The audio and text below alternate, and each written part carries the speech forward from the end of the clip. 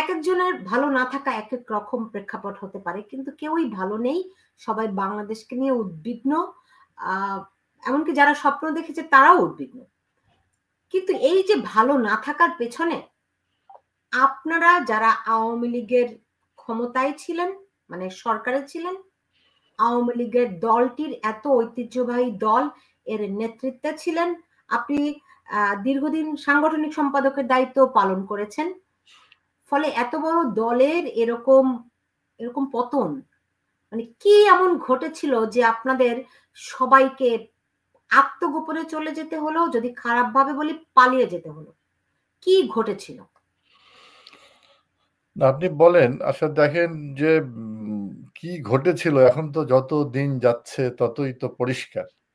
এটা যেই বর্তমানে যে দখলদার ইউনূস, সে তো নিজেই বিশ্বমঞ্চে দাঁড়িয়ে, আপনি যেখানে অবস্থান করছেন আমেরিকা, এখানে দাঁড়িয়ে তিনি বলেছিলেন যে ম্যাটিকুলাসলি প্রি প্ল্যান এটা করা হয়েছে।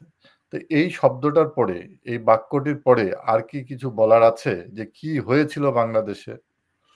বাংলাদেশের যে সরকার, আওয়ামী লীগ সরকার, দেশরত্ন শেখ হাসিনার সরকার তো দেশের ডেভেলপমেন্টের জন্য কাজ করেছে, দেশের সার্বিক মান উন্নয়নের জন্য কাজ করেছে।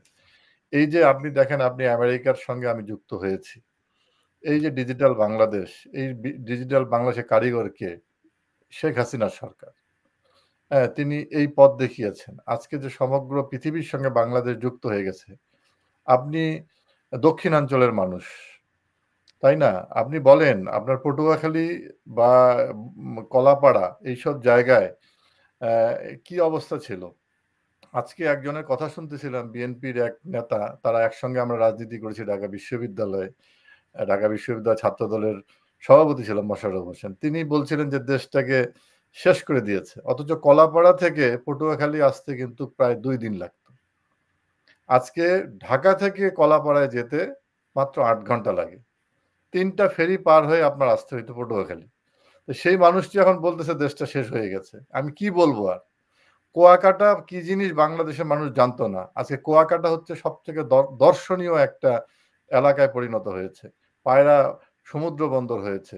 সেখানে প্রায় কয়েক হাজার মেগাওয়াট বিদ্যুৎ কেন্দ্র হয়েছে, বিশ্ববিদ্যালয় হয়েছে, এগ্রিকালচার ইউনিভার্সিটি হয়েছে। মানে এই যে অভূতপূর্ব উন্নয়ন, আপনার জেলা পটুয়াখালীকে দিয়েই বোঝাচ্ছি যে পটুয়াখালী দক্ষিণাঞ্চলের মানুষ যে এই যে মাওয়া ফেরিঘাটে বা আপনার আরিচা ফেরিঘাটে বা দৌলদিয়া ফেরিঘাটে ওই যে ঘন্টার পর ঘন্টা বসে থাকা, চোরাবালিতে ফেরি আটকায় যাওয়া, এই যে এই জায়গা থেকে পরিত্রাণ, একটা পদ্মা সেতু সমগ্র দক্ষিণাঞ্চলের রূপ বদলে দিয়েছে।